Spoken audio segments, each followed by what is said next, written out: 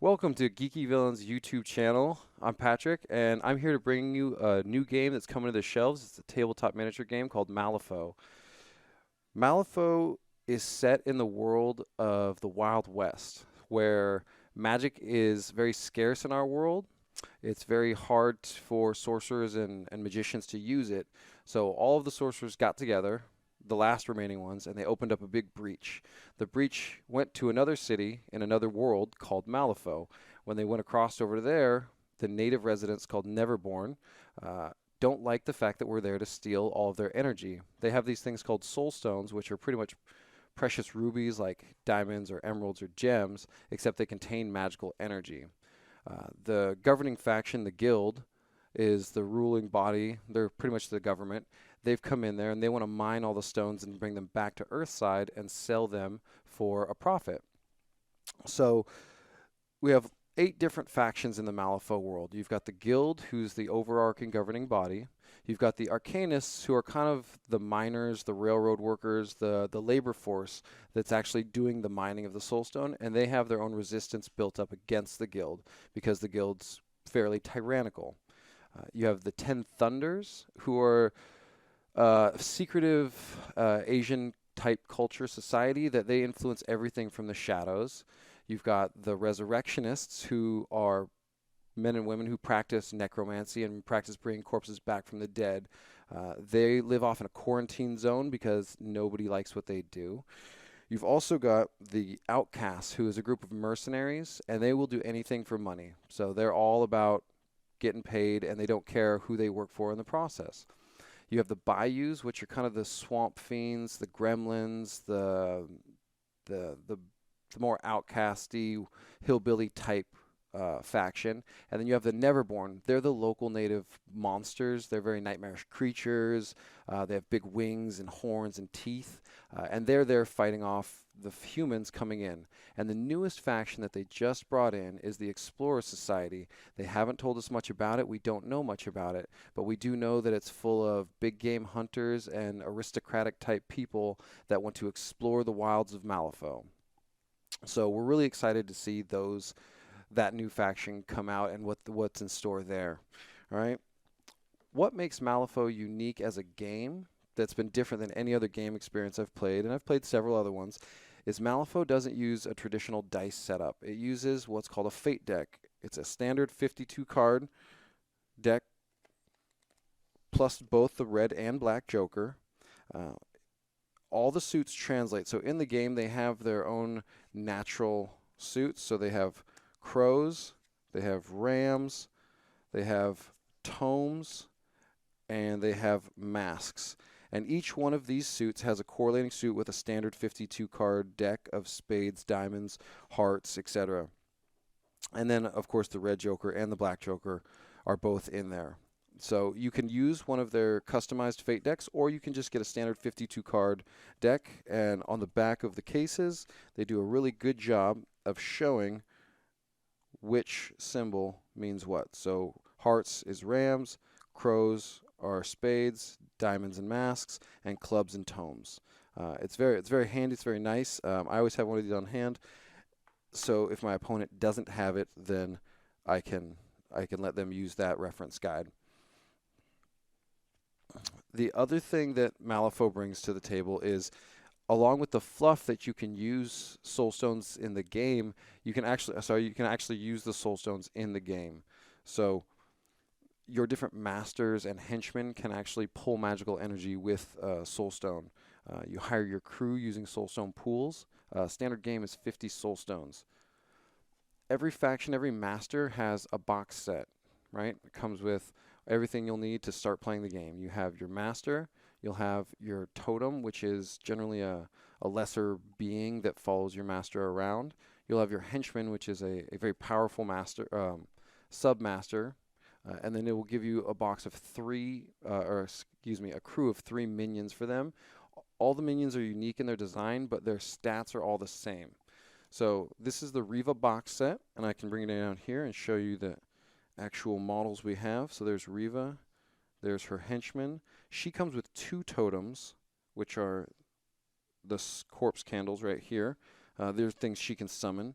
And then here's her set of henchmen, or excuse me, here's her set of minions. So she has 3 shield bearers, and this is the full box set, and this is everything you need to start playing her crew. And they all come with their stat cards, so we'll go over those in just a second. But that's usually a 32-point game of Soulstones. A standard game, again, is 50 points, so if you buy one box set and then get like 1 or 2 add-ons, that's everything you need for a game. All right, so deck of cards, starting box. It's played on a 3x3 table mat, so it's a much smaller game size than your 4x6, obviously, which is very nice.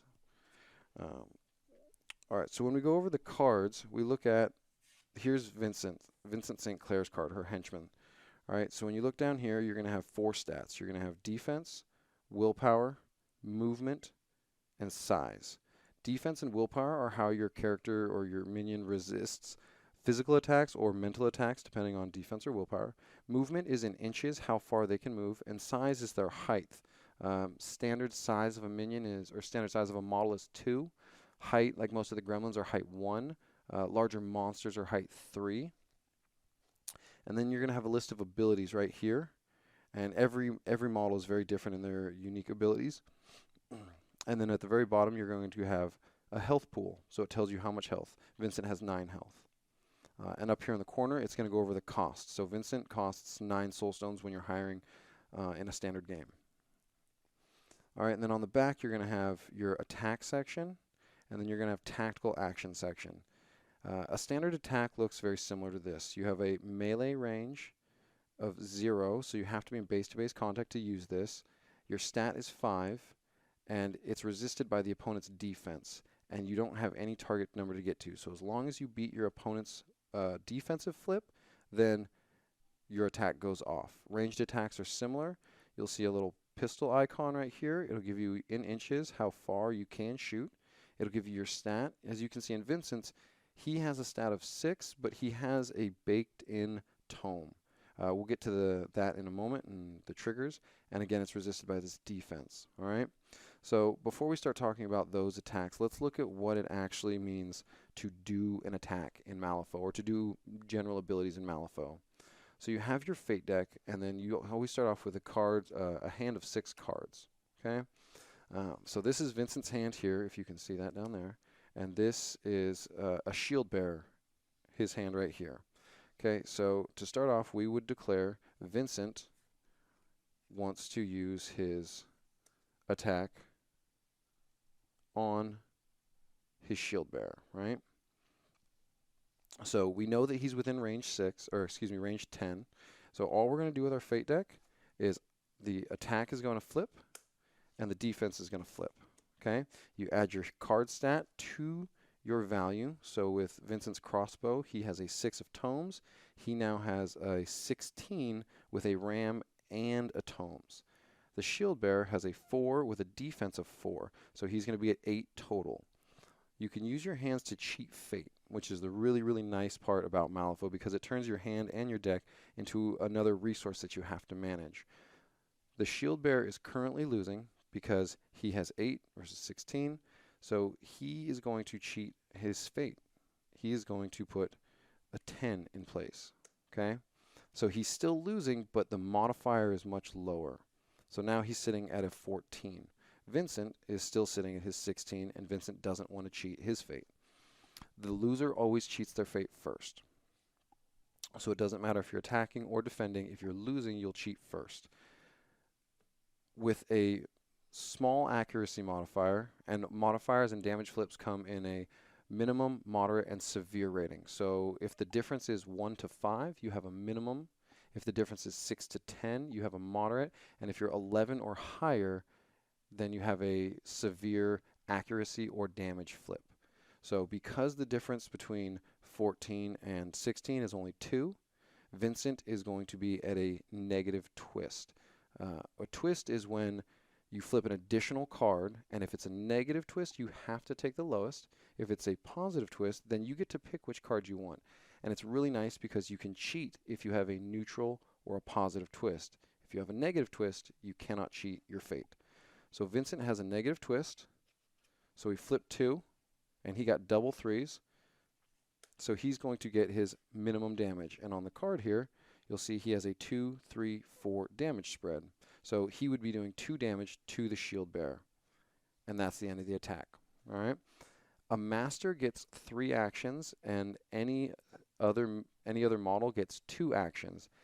Every model is allowed to use one of their bonus actions, which is depicted with this little lightning bolt here in the corner. And sometimes they're relevant, sometimes they're not, depending on the situation. But you always get your 2 actions and your bonus action. Movement counts as actions, interacting counts as actions, attacking, charging, all those standard abilities count as actions. So if we go on the other side, and let's say the shield bearer wants to charge Vincent, he has a range of 1, okay, and a stat of 5, and it's resisted by his defense. So he would charge in, you have to use his movement in inches, and he would stop. Wherever, as long as he's within 1 inch, he would stop, and then the same exact thing would apply. So his stat is 5, he's going to flip that, and he will be at a 13. Now Vincent has a defense of 6. So Vincent is going to be at 9. All right. So Vincent is losing. Now Vincent really doesn't want to get hit, so he's going to cheat in his 12 of tomes. Okay. So now Vincent's sitting comfortably at an 18. The shield bearer, with his stat of 5 and his hand, he only has an 11, so he can't actually match or beat that number, so his attack would fail. All right, so that's the basics of how you play Malifaux, and the last caveat to that is most abilities have what's called a trigger down here in their subtext, where it says, it shows a little picture of a ram, crow, or a tome.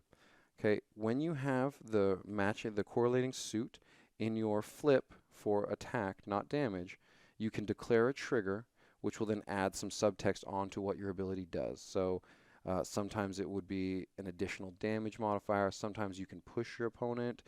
Sometimes you can drop scheme markers or corpse markers. It really just depends on the particular model. So that's it for our intro to Malifaux. It's a really fun and exciting game, and we play here every Sunday at Geeky Villain. So we hope to see you guys then. Thanks.